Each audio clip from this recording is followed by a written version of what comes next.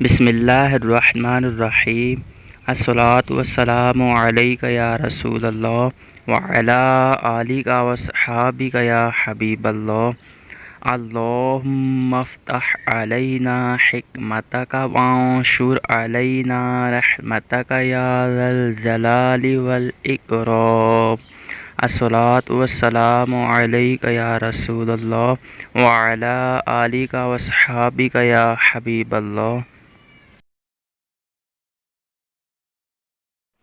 دوستو، میں نے جو خلاصۃ النحو اور نصاب الصرف دونوں کتابوں کی سیریز شروع کی ہوئی ہے، ان دونوں کتابوں کا فائدہ سب سے زیادہ تو ان طلباء کو ہے جو درس نظامی یعنی عالم کورس کر رہے ہیں، اور اس کے علاوہ ان لوگوں کو بھی بہت فائدہ پہنچ سکتا ہے جو عربی گرامر سیکھنا چاہتے ہیں، کیونکہ عربی گرامر میں نحو اور صرف کی یہ دونوں کتابیں ابتدائی کتابیں ہیں۔ تو انشاءاللہ عز و جل جب آپ ان کتابوں کو اول تا آخر پڑھیں اور سنیں گے تو آپ کی عربی گرامر بھی مضبوط ہو جائے گی اور عربی عبارت بھی مضبوط ہو جائے گی۔ تو آج کے سبق میں ہم پڑھیں گے خلاصۃ النحو کے سبق نمبر 2 کی تمرین یعنی مشق، اور اس مشق میں ہم پہچان کریں گے اسم، فعل اور حرف کی۔ چلیں اب ہم اپنے سبق کا آغاز کرتے ہیں سبق نمبر 2 کی تمرین سے۔ خلاصۃ النحو کے سبق نمبر 2 میں ہم نے پڑھا تھا اسم، فعل اور حرف کی تعریفات اور ان کی علامات، اور آج ہم خلاصۃ النحو کے سبق نمبر 2 کی مشق حل کریں گے، اور اس مشق سے ہم اسم، فعل، حرف کی ان کی علامات سے پہچان کریں گے۔ تو سبق نمبر 2 کی تمرین نمبر 1 اور 2 یہ آپ نے حل کرنی ہے، اور تمرین نمبر 3 یہ میں خود حل کرواؤں گا، کیونکہ جس نے خلاصۃ النحو کا سبق نمبر 2 یاد کیا ہوگا تو وہ تمرین نمبر 1 اور 2 دونوں خود حل کر لے گا۔ تو چلے ہم تمرین نمبر 3 کا آغاز کرتے ہیں۔ تمرین نمبر 3، اسم، فعل اور حرف الگ الگ کیجئے، نیز اسم اور فعل کی علامتیں بھی واضح کیجئے۔ نمبر 1، سیجیء، اس کا مطلب ہے ان قریب وہ آئے گا۔ سیجیء یہ فعل ہے، کیونکہ یجیء سے پہلے سین ہے، اور ہم نے پڑھا تھا ایسا کلمہ جس سے پہلے سین ہو وہ فعل ہوگا، لہذا سیجیء سے پہلے سین آنے کی وجہ سے یہ فعل ہے۔ نمبر 2، کافرن، اس کا مطلب ہے انکار کرنے والا۔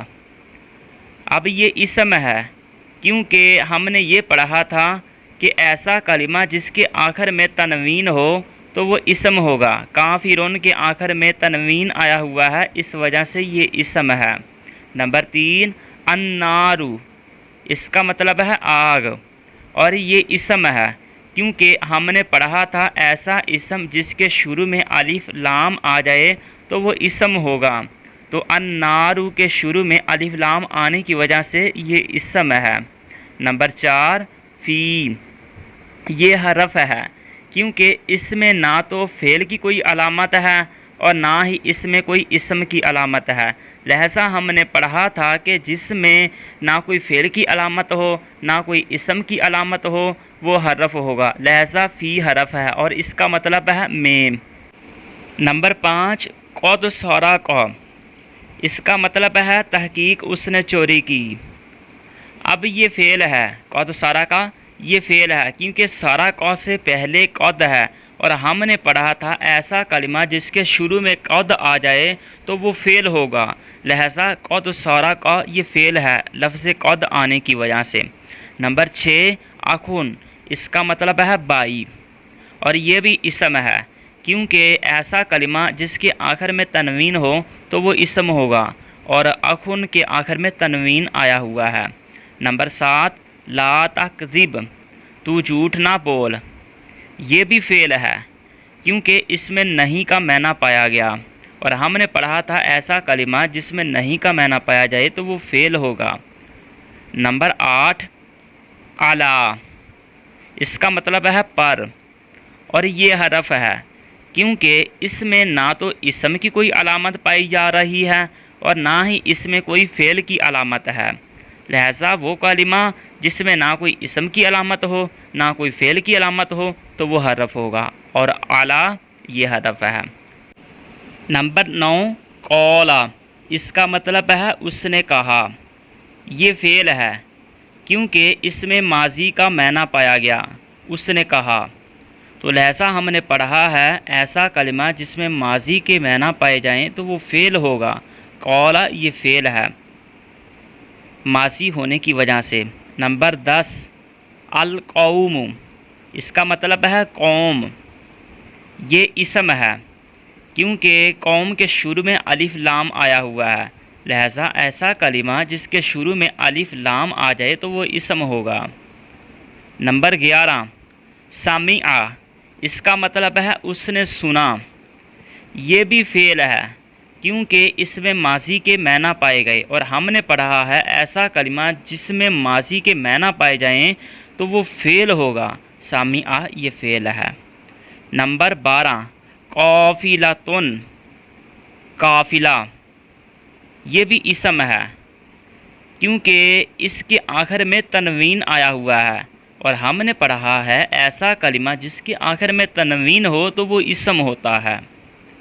نمبر 13 سوف تعلم، ان قریب تو جان جائے گا، اس کا مطلب ہے ان قریب تو جان جائے گا، اور یہ فعل ہے کیونکہ تعلم سے پہلے سوف آیا ہوا ہے، اس وجہ سے یہ فعل ہے، اور ہم نے پڑھا ایسا کلمہ جس کے شروع میں سوف آ جائے تو وہ فعل ہوگا۔ نمبر 14 جنتن، اس کا مطلب ہے جنت، اور یہ بھی اسم ہے کیونکہ اس کے آخر میں تنوین آیا ہوا ہے۔ نمبر 15 ینظر، وہ دیکھتا ہے یا دیکھے گا، اس کا مطلب ہے وہ دیکھتا ہے یا دیکھے گا۔ اب یہ فعل ہے کیونکہ اس میں حال اور مستقبل کے معنی پائے گئے، اور ہم نے پڑھا ہے ایسا کلمہ جس میں مضارع کے معنی پائے جائیں تو وہ فعل ہوگا۔ ینظر میں مضارع کے معنی پائے گئے۔ نمبر 16 اور نمبر 17 دوستو یہ آپ نے بتانے ہیں یہ اسم ہے یا فعل ہے یا حرف، یہ آپ نے کومنٹس میں بتانے ہیں کہ یہ کیا چیز ہے۔ بقیہ تو میں نے سب حل کروا دی، یہ دو آپ کیجئے۔ دوستو یقین کیجئے یہ جو آپ نحو پڑھتے ہیں یا صرف پڑھتے ہیں اس کا پریکٹیکل لازمی کریں اور اس کا اجرا لازمی کریں، کیونکہ آپ جتنا بھی اس کا اجرا کریں گے تو انشاءاللہ عز و جل آپ کو صرف اور نحو میں مہارت ہو جائے گی، اور آپ عربی بولنے اور لکھنے میں انشاءاللہ عز و جل کافی مہارت حاصل کر لیں گے۔ اللہ تبارک تعالیٰ سے دعا ہے ہمیں یاد رکھنے کی توفیق عطا فرمائے۔